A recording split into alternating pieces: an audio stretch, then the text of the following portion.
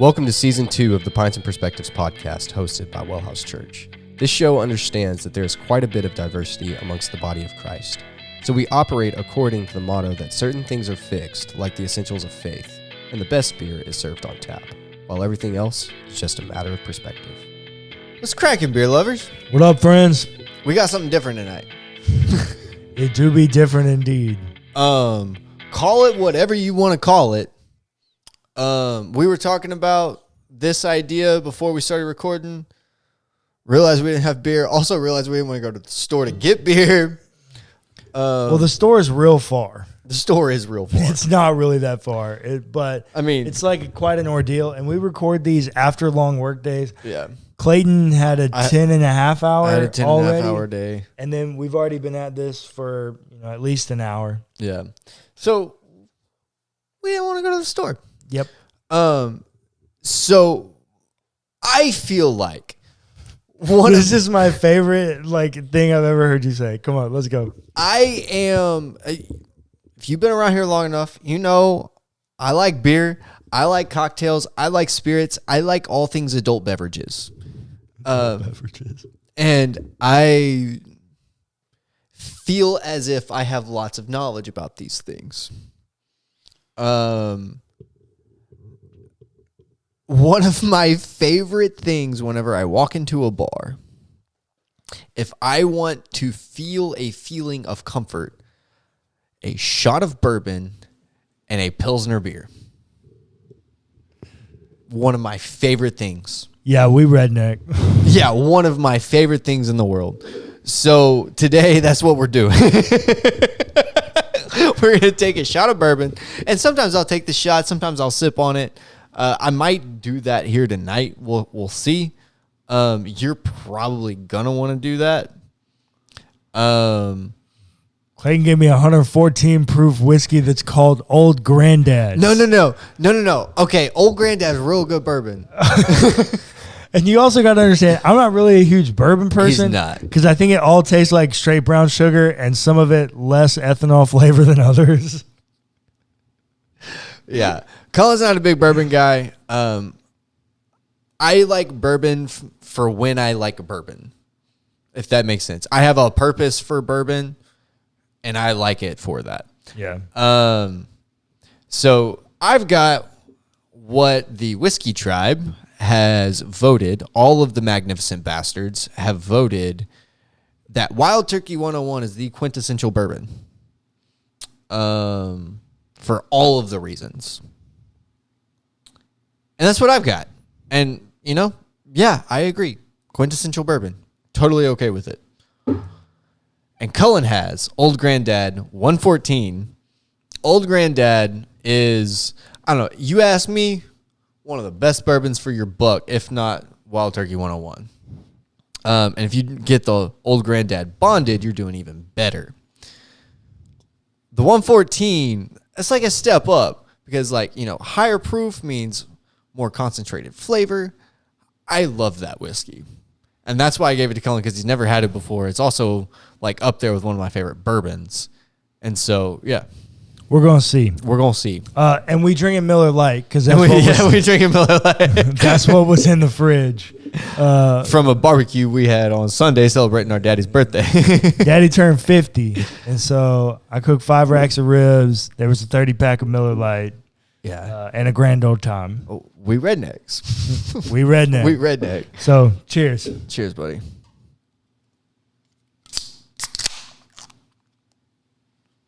Cheers again. Cheers.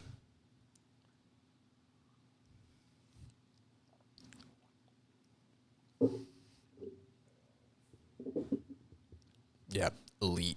All right. And the verdict is Old Granddad's is definitely a pretty good bourbon. Yeah. And how does it play with the beer? It's fine. Clayton said outside, we were talking about it before. It feels like a warm blanket. Clayton says it's like a warm blanket. And I said like a warm blanket for your soul. And he's like, yeah. It do be like that. It's nice, man. It's comforting. Yeah. It is. The other day, I got experimental because I wanted that comfort. I took a shot of Evan Williams bonded. Ooh. And poured it in the bottom of a beer glass and then topped it off with the Miller Lite. Oh my God. You want to make your Miller Lite taste better? Add whiskey to it. You don't want just standard Miller Lite? Cool. Add whiskey. Get experimental. Try all the things, right? Best whiskey is a whiskey you like to drink the way you like to drink it. And try it. I don't know. It was fun. I got to be honest, friends. I never expected Clayton to just be like, hey, pour some whiskey in the bottom of the glass and then put some beer on top of it.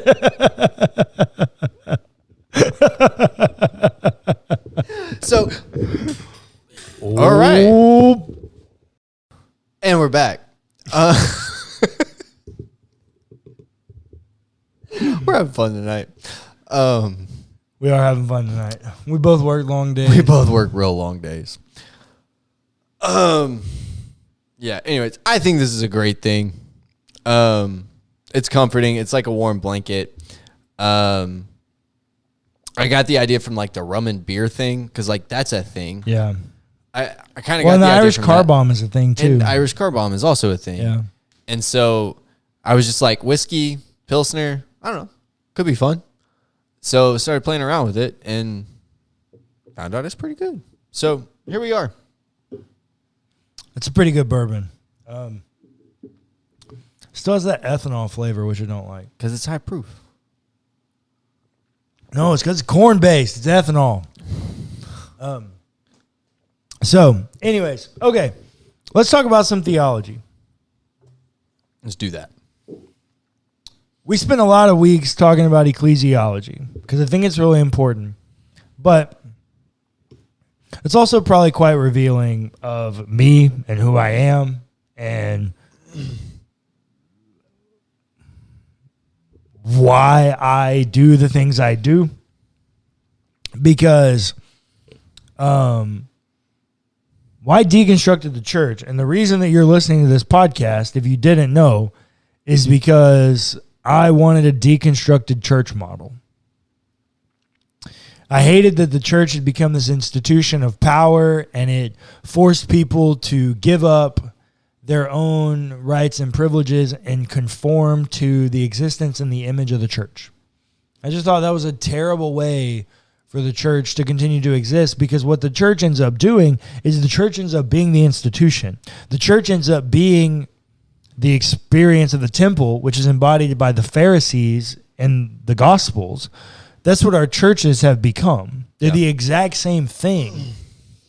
And so I was like, well, look, I got to find a way to do this crap better. Yeah. Like, I just can't, if I'm going to plant a church, I can't perpetuate the same old cycles of nonsense. And so I was like, well, I'm a student of history. How does history always deal with a problem? Like, repeats itself.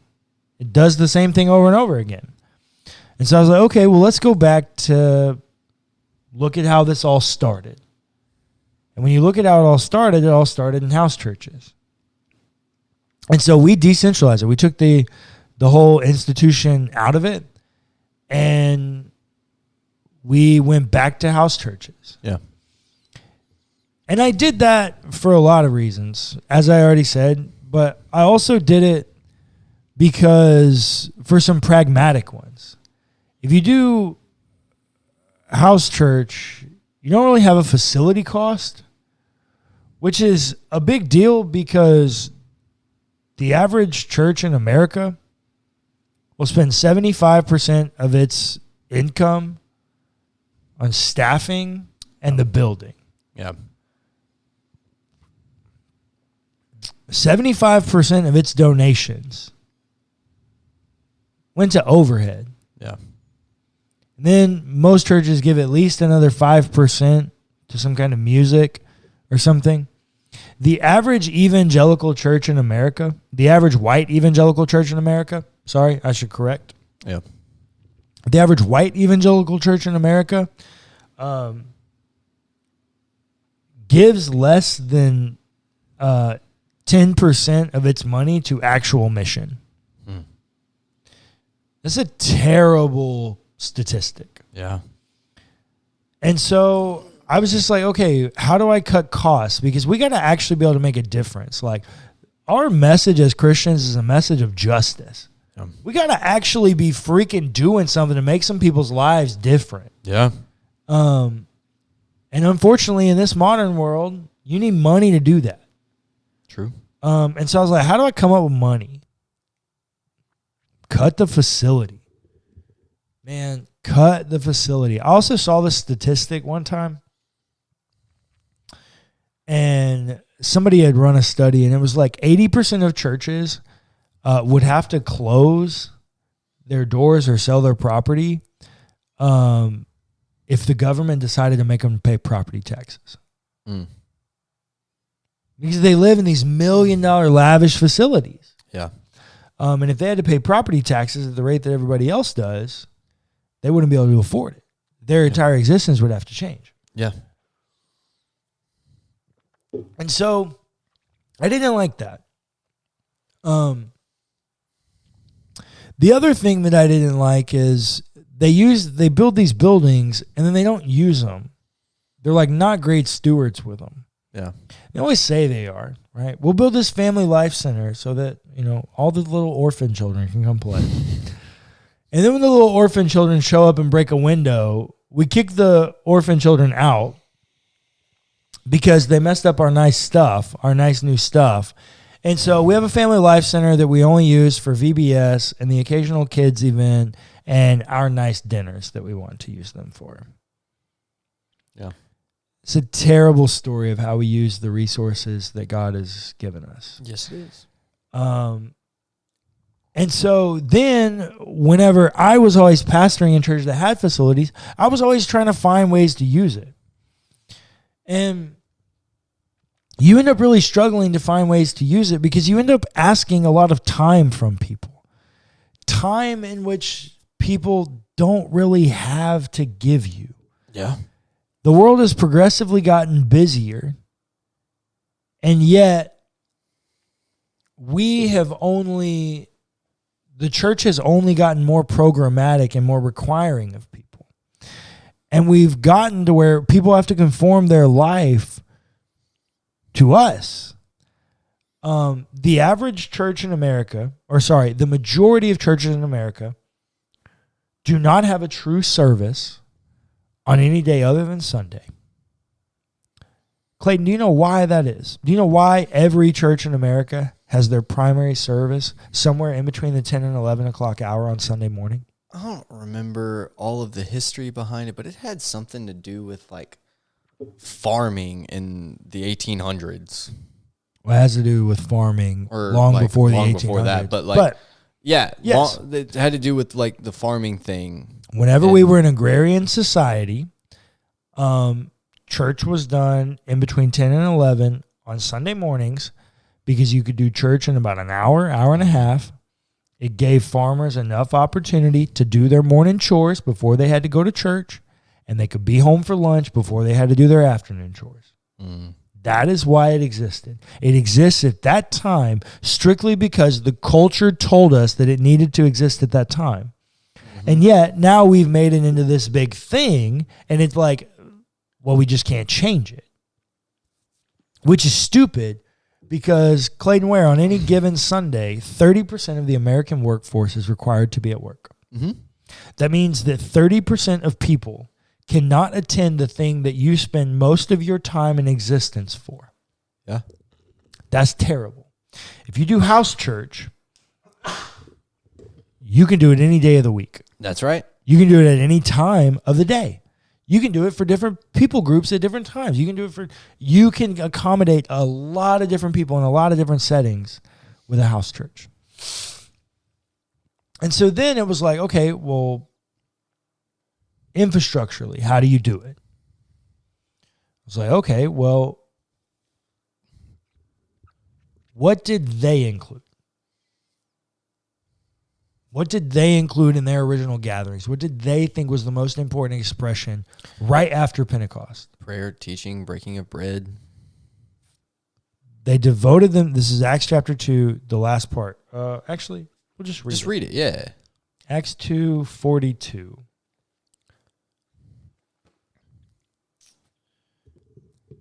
They devoted themselves to the apostles' teaching and fellowship and to the breaking of bread and the prayers. So they devoted themselves to teaching, to fellowship, to the breaking of bread, and to prayer. Okay, cool. We can do that. All right, how are you going to teach all these house churches, Cullen? Well, this is simple. Technology. YouTube. Yeah. Well, like, this is easy. Yeah. We've been doing it in the middle of COVID, like video sermon. Well, we'll just do that. We'll just put it on YouTube and you just put it on a TV. That's not hard. And then I was like, okay, well, how do you do fellowship?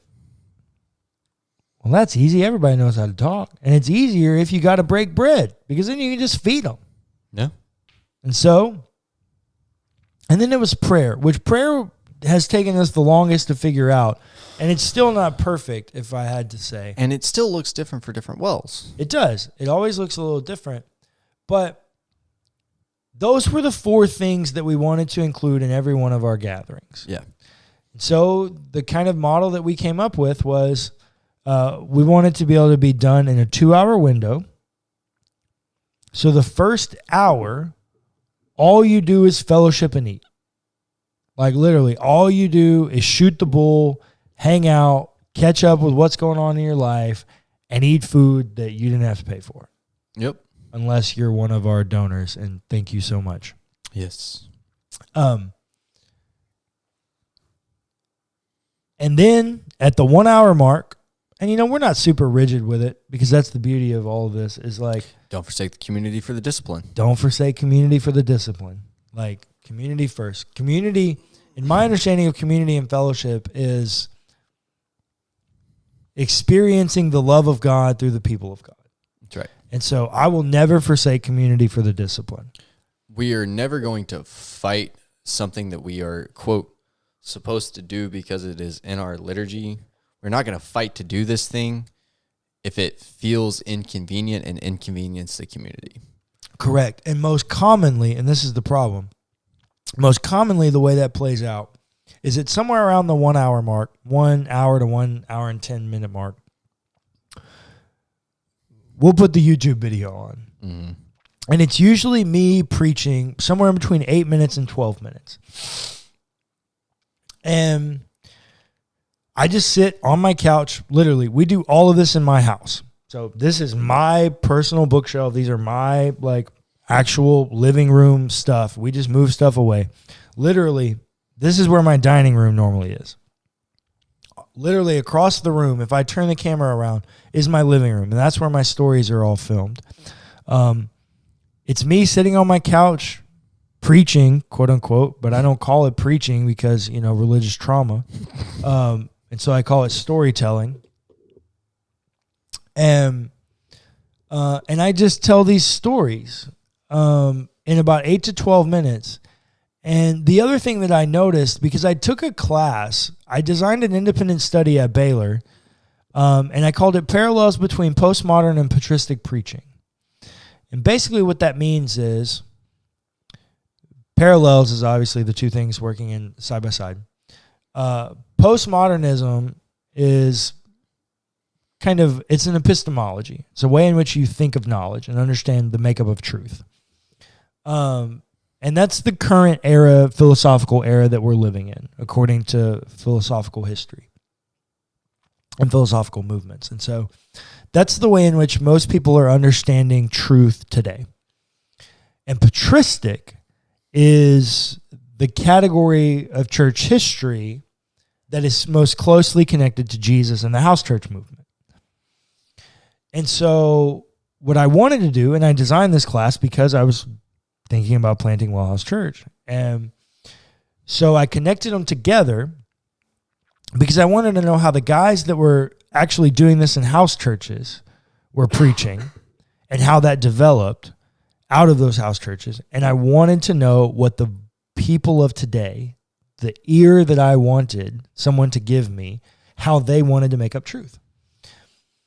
And the connection that I got out of that was that people don't want answers anymore. People want you to trust that they're an autonomous person that's capable of providing their own answers. And for me, as a person with a very high pneumatology, someone who values the Holy Spirit in each individual person, the divinity that's active in each individual person, I was like, great. That means me as the pastor, all I have to do is trust that God is at work in them and that they will come to me when they need me. Yeah. If they need something from me, if they want me to help guide them or help shape something they're questioning, cool. But I don't have to give them the answer. It takes a lot of pressure off. Oh my God, immense. I walk around with way less like weight on my shoulders than I used to. Yeah. And so, I end every story with a question. And then for the next, however long, everyone that watched it gets to talk about it, gets to answer the question in their own way, gets to breach questions that they want to ask. And that conversation goes as long as it needs to. And in whatever direction it tends to organically goes. Yeah. And then at the end of that, we usually try to dedicate some time to prayer. However, because of our policy around here that we never forsake community for the discipline, in our gatherings with children, the children are usually done with whatever they're doing about that time. And so they like to come out and show us. And that was the other thing. When I was designing, I was like, okay, how do you deal with kids? And it's like, well, first of all, maybe we shouldn't be talking about them as how do you deal with kids? Yeah. Let the children come to me, guys. Yeah. How do we value kids? Yeah. And I thought back on my own experiences of kid ministry and church and stuff. And I learned a lot. I learned a lot of crap. But I don't think I really thought about that when I was at school. Church was this thing I did, and I kind of knew it. Mom and Dad talked about it, but I wasn't embodying that as a truth of my existence. Now, I think some people did. I think you did, even at an early age. I did. But I personally didn't. And so I was like, okay. And then, the integration into adult worship experiences was quite strange. And then you've got, these liturgies you have to learn and all this stuff. But also, let's talk about that for a second. Just real quickly. Internalizing kids' church, moving to adult church, that is one element of religious trauma right fucking there. Excuse me, but that's how I feel. I think back on internalizing all of that as a child and then moving into adult worship, I felt like I was doing it all wrong this time. Yeah. And now I had to unteach myself all the stuff I learned in kids' church and now teach myself the adult things. Yeah. Whoa. See? I didn't even know this, to be fair. So, yeah. But these are very common stories. Yeah. And so I was like, okay, well, how do you fix that? We just leave the kids around you. Yeah. You let them be around and see what's going on. And so I was like, okay, we'll do an activity with them. We'll do the stories and stuff.